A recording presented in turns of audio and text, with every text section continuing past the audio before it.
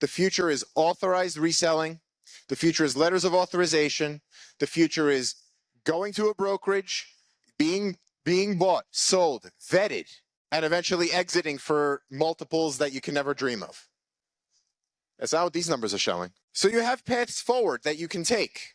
You can go RA heavy, OA heavy. You could go all in on a private label brand or a hybrid.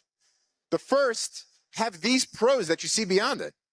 I mean, it worked for me, not to say it was easy. And it's still not easy. My account health dashboard will give instant heart attacks to most of the Amazon seller community outside of this room, but it's doable. And I'm coming back to the same message I began with. I retain control. I don't outsource to 3PLs.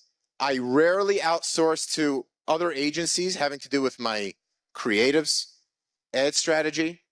My entire ads platform is outsourced, but the strategy is directed by one person alone. But you're coming down to the question of, does RA have a limited runway? Right now, if you go ahead and ask Perplexity, can I walk into Walgreens, resell Colgate toothpaste? Perplexity will tell you, no, you have to be authorized with an Amazon's brand registry. That's not true. But even Perplexity, through their prediction algorithm, thinks that it's so. Personally, I don't think the writing is on the wall. I think arbitrage, however you define it, is here to stay. There are gaps in every company and every brand distribution's supply chain where arbitrage can fill in that gap. As long as your goods are genuine, they benefit, you benefit, the customer benefits. So again, it's not dead. My lens on success, what a successful company is, I narrowed it down to 3 things.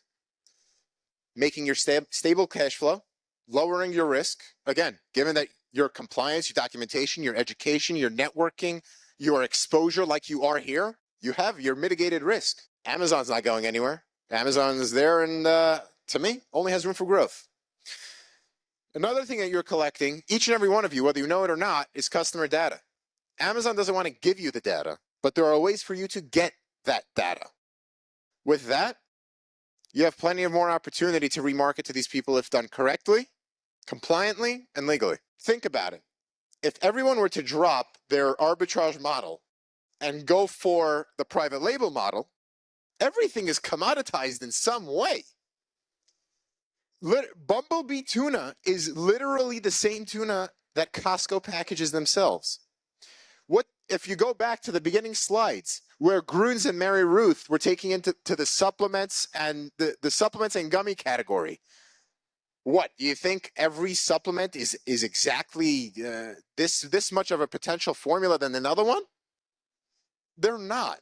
They all have the same multivitamins, maybe a different kind of composition, a slight alteration. Maybe this one has fruit while the other one just has gluten. Whatever it is, it's not necessarily the case. Everything is commoditized. What most of you know in this room that others don't. Let's say you walk into that Walgreens, you buy that Colgate toothpaste. You want a list on a 2-pack, 3-pack, 7-pack ASIN. You have to repackage those goods in a poly bag. Use an item label. Make sure that if you have employees, they label it the right way and situate it in a way where when it gets to the end customer, they end up with what they ordered. Not if the customer orders a 3-pack and they only received 1 tube, you know what the repercussions of that are. It's complex. And you guys are able to figure it out. These private label people cannot. The people who want to outsource it to all these other 3PLs who claim that they can get goods into Amazon in under 3 seconds, that's not what we're built for. We're built for control. And when you have control, you're able to scale things that you're comfortable with to fit your dreams. Remember that warehouse? This year, I couldn't afford a forklift operator. And that's me. So this is what retail arbitrage can get you, wholesale, and yeah, they'll be able to do that. We do this once every 10 days out of 2 locations throughout New York.